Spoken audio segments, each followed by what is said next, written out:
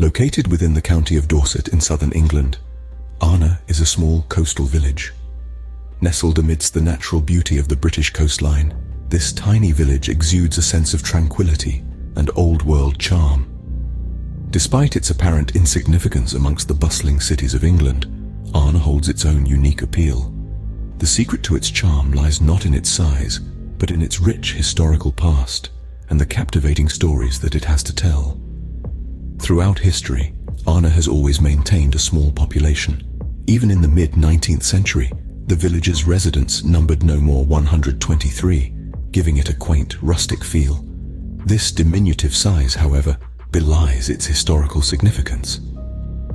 Arna's history spans centuries, with archaeological evidence indicating the existence of a thriving community since the Bronze Age.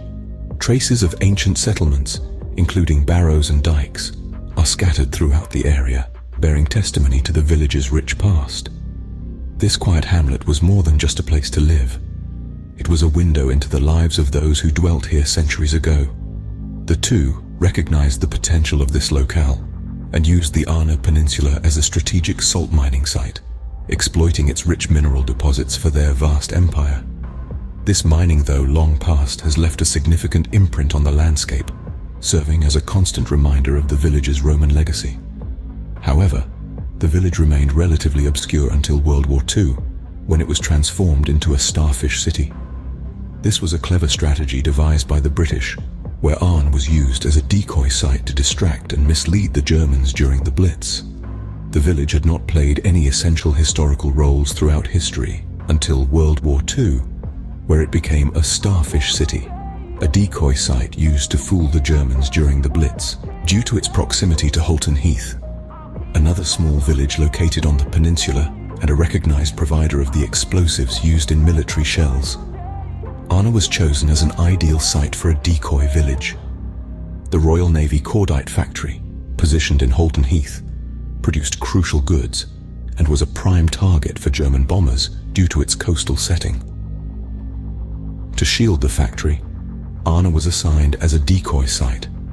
A group of starfish sites were erected in the vicinity, with a network of interconnected tar-filled barrels and pipes saturated with kerosene dispersed throughout the village and its perimeter. These pipes could be set aflame to simulate an operational factory, and when bombed, the tar-filled barrels would burst into flames, resembling the way structures would ignite. Collectively, this arrangement of devices successfully deceived the German Luftwaffe bombers repeatedly. The site had to be concealed and protected from the public, and on one unforgettable event, even the local firefighters were tricked, as they were kept in the dark about the decoy sites.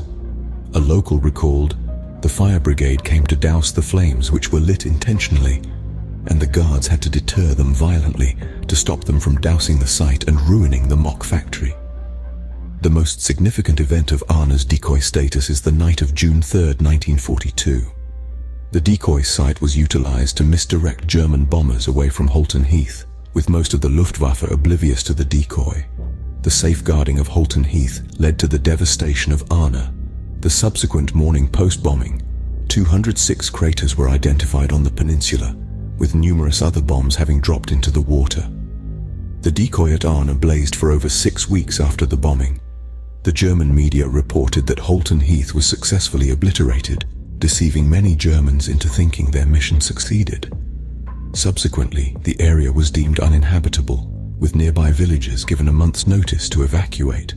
Many civilians are also extremely grateful for the protection that starfish sites gave them throughout the war. And today, these sites should be remembered for their large contribution to keeping parts of Britain safe during the Blitz. Many of these sites can be visited throughout Britain. During World War II, the concept of decoy cities was introduced as a military strategy. As we've seen with Arna, these decoy sites, also known as starfish sites, were designed to deceive enemy bombers into thinking they were attacking significant targets. This strategy was a crucial element in protecting vital locations.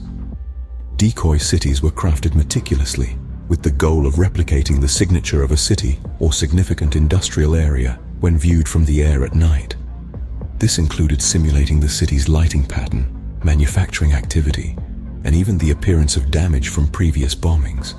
To achieve this, various devices were used, such as fire baskets, electric lights, and reflective pools of water. Control bunkers were built nearby to manage these decoys, often set alight or turned on in response to incoming enemy aircraft. This strategy wasn't exclusive to Britain. The Soviets, for example, built a complete replica of Moscow, some 20 kilometers away from the actual city. This decoy, known as Moscow II, was equipped with wooden replicas of buildings, bridges, and even the Kremlin. It was lit up every night, successfully diverting several Luftwaffe bombing raids. In the United States, the Army Corps of Engineers built a fake airfield in the Mojave Desert to protect the Lockheed Burbank aircraft plant. This decoy included fake runways, aircraft, and buildings, all made of canvas and wood. Decoy cities played a crucial role in diverting enemy attacks during the war, saving countless lives and critical infrastructure. They were a testament to human ingenuity and resilience in the face of adversity. As we continue to explore these historic sites, we pay homage to the innovative minds that designed them and the brave souls who maintained them, often under enemy fire. Decoy cities, as we've examined, were not just a testament to human ingenuity, but they also had a profound impact on the course of World War II. Their effectiveness in diverting enemy attacks was remarkable. For instance, the Luftwaffe's bombing raids were often misdirected by Moscow II, preserving the real Moscow from significant damage. Similarly, the Lockheed Burbank aircraft plant in the United States was spared from enemy bombing due to a fake airfield in the Mojave Desert. But these decoy cities were not just about misdirection. They played an intricate part in the overall military strategy of the Allies.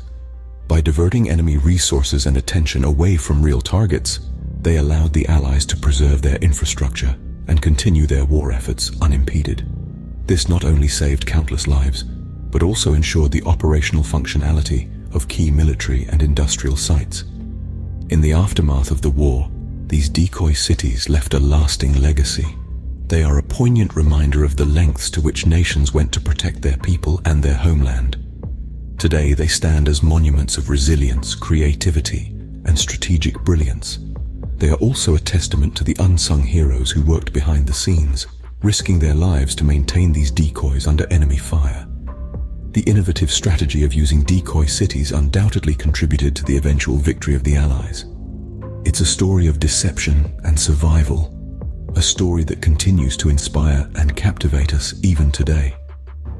As we delve deeper into the history of these decoy sites, we continue to uncover the extraordinary measures taken during one of the most challenging periods in human history.